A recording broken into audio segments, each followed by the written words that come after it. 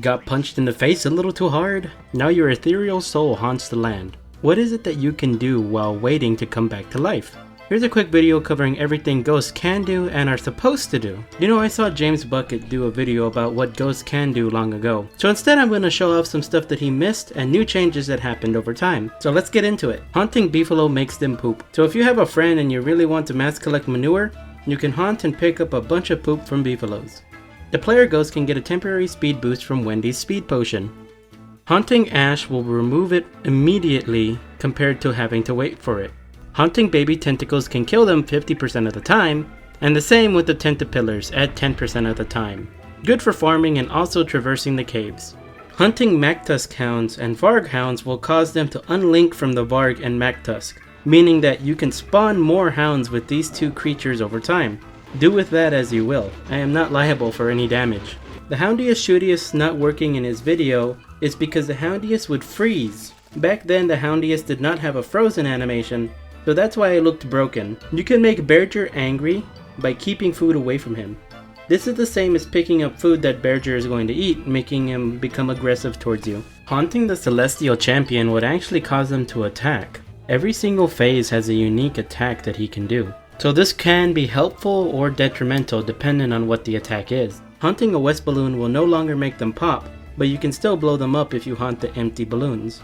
Haunting a worm will cause it to exit the lure and start harvesting supplies. You can use this to harvest a lot more stuff using the worm while you're dead. You can also activate the pinching winch on boats if you happen to just find one out in the ocean. Okay, so now that's just about everything that is possible when you include Bucket's video. Now let's look at everything that is supposed to happen. Okay, so this requires a bit of code diving. Based on the code, if the ghost could do something, it had a chance to do it based on the chances shown below. You have always, often, half, occasional, rare, very rare, and super rare, and their percentages shown here. Some are guaranteed and others are 1 in 1,000 chance. These are all the chances that haunting will be successful. Most of the things are 25% and above, but where most of these numbers come in is in all the bad things ghosts used to do. So let's dive a little deeper. Here's all the things ghosts are supposed to do. A lot of these things are rather simple and you have dealt with them before.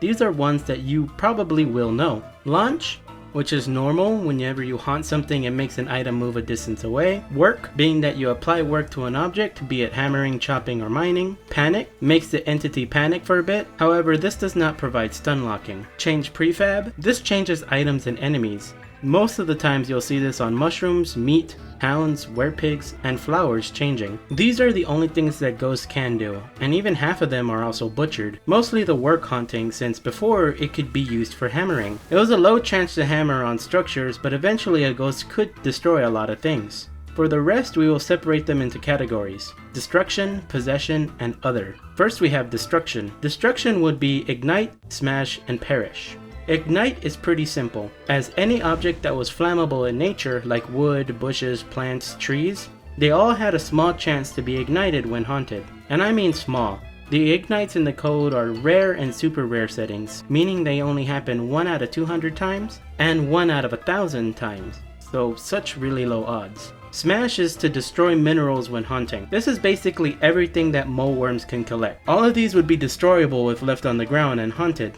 at the chance of about 25%. It would make an animation like how the rocks break when they break during an earthquake in the caves. Perish. This is for 2 things: food in the crockpot and food on the ground. Any food that is left on the ground will be launched and have a 25% chance to lose 30% freshness. Food left in the crockpot has a 50% chance of just turning into wet goop. Next is possession. This is making creatures do things that they probably don't want to do. These would be the go to state, play animation, and custom haunts. These don't exist as much anymore, but they are there for unique things like making Vargs howl when they get haunted, or play an animation that the creature normally wouldn't do, like beefalos pooping every time they get haunted. It has some useless stuff like when you hunt a pig or mermaid and they play the glowing eye animation you see during the full moon. There is one here about making the spider queen poop, and it seems like it's supposed to be for making her spawn spiders, but she did not do anything when haunted. It's supposed to be a 25% chance, but it didn't work for me unless I'm just unlucky. And finally, the other stuff for this is for things I just didn't know where to put. It's a bunch of random cool things the player could do. One is for all backpacks and chests. There was a 25% chance that when you haunted a container, it would drop the first item in its inventory. This applied to Chester and Hutch too. Honestly, I kinda wish this was back solely for backpacks, just because, say you had an amulet in your pack. You can haunt the pack and get it out. This was such a useful type of haunting that I'm a bit sad that they took it out. Next one is for Wicker Bottom specifically. You had a chance to change her books that were on the ground into a different type of book. Man, imagine what could happen if this was still enabled. It has a morph list and everything, but it was removed as well. Majority of these things have been patched out, and you'll probably understand why. A lot of them are pretty destructive, despite them having really low chances of occurring. I think it would be interesting though if we could actually have those really rare things happen. So why not have a bit of spontaneity of things, breaking things and catching on fire? But now with both videos combined, that's about all the stuff you can do as a ghost. Thanks for watching, make sure to leave a comment and subscribe for more unique DST content. Till next time, this has been Tara, and take care.